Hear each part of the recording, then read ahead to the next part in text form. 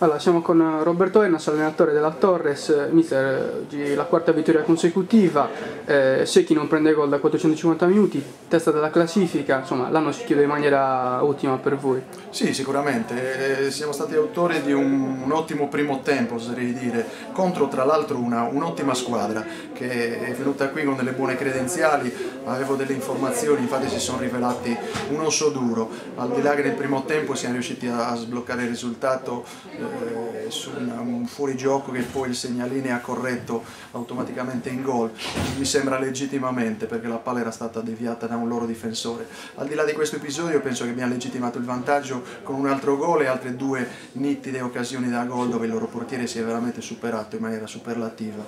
Al cospetto, come ho detto poco fa, contro un'ottima squadra, molto ben disposta in campo che ci ha fatto correre qualche grattacapo e meno male che abbiamo fatto molto bene la fase difensiva e abbiamo un pochino limitato i danni.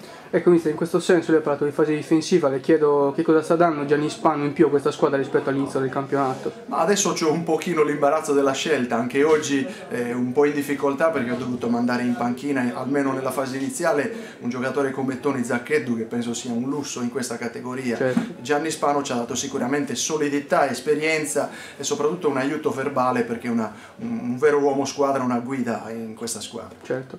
E sempre nel mercato di dicembre è andato via invece Gianmario Rassu, è arrivato Emanuele Riu, via un po' di fantasia, diciamo, invece è arrivata un po' di potenza. Era questo che lei aveva chiesto alla società? Sì, siamo stati praticamente quasi costretti a sacrificare un giocatore come Gianmario, che è un ottimo ragazzo, è un buon giocatore, soprattutto dal punto di vista tecnico, però avevamo bisogno di una prima punta e proprio per questioni di costi, per questioni appunto di scelte tecniche siamo stati costretti a fare, chiamiamolo un taglio, che poi non è stato un taglio, è stata una separazione consensuale anche se a malincuore, però diciamo che Rio probabilmente era il giocatore che ci serviva, quello che ci dà i tempi, che fa salire la squadra, ci dà un pochino più di peso in avanti. Certo. Mister, l'ultima domanda, la prossima partita c'è il derby contro la Romangia, un derby che lei sicuramente sentirà, insomma, è anche giocati. C'è in questi giorni, insomma, si discute sulla possibilità di giocare a Castelsardo piuttosto che a Sorso, e lei che cosa pensa, diciamo? Io mi auguro che alla fine si riesca a giocare a Sorso, cioè a casa proprio di chi ci ospita, più che altro per dovere e per rispetto verso appunto la Romangia stessa.